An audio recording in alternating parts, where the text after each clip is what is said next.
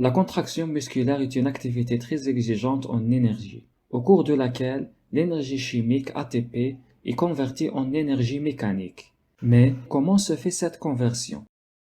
Pour comprendre le mécanisme de la contraction musculaire, il faut tout d'abord comprendre la structure du muscle. Les muscles squelettiques sont formés par plusieurs faisceaux musculaires. Les faisceaux musculaires contiennent plusieurs fibres musculaires. Les fibres musculaires sont des cellules allongées plurinucléées qui contiennent des myofibrilles. Les myofibrilles sont composées de filaments longitudinaux, appelés myofilaments. On distingue deux types. Les myofilaments épais ou myofilaments de myosine. Ils se localisent au niveau des bandes sombres. Les myofilaments fins ou myofilaments d'actine. On les trouve dans les bandes claires et aussi dans les bandes sombres, mais en dehors de la zone H. Au milieu des bandes claires se localisent les stries Z, et la zone comprise entre deux stries Z successives est appelée sarcomère. Ainsi, les myofibrilles sont constituées par la succession de plusieurs sarcomères. En fait, les sarcomères constituent l'unité structurale des myofibrilles, et aussi l'unité contractile des myofibrilles et du muscle.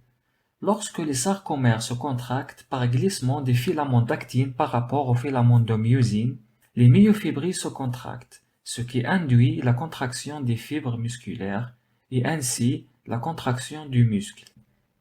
Mais comment se fait ce glissement de filaments d'actine par rapport aux filaments de myosine et quel est le rôle de l'ATP?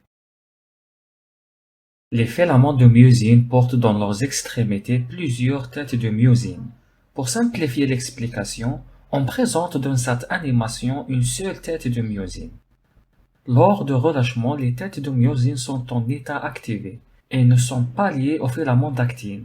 Ceci est dû au fait que les sites de liaison de têtes de myosine à l'actine sont masqués par le complexe protéique troponine-tropomyosine. La contraction commence après libération des ions calcium dans le cytoplasme.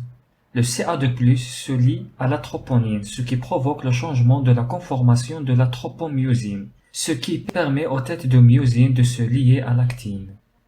Les têtes de myosine libèrent l'ADP et le PI, puis elles tournent vers le centre de sarcomère, ce qui provoque le glissement des filaments d'actine vers le centre. Une molécule d'ATP se lie à la tête de myosine, ce qui provoque son détachement du filament d'actine. L'ATP est hydrolysé, ce qui libère l'énergie nécessaire au retournement de la tête de myosine à son état activé.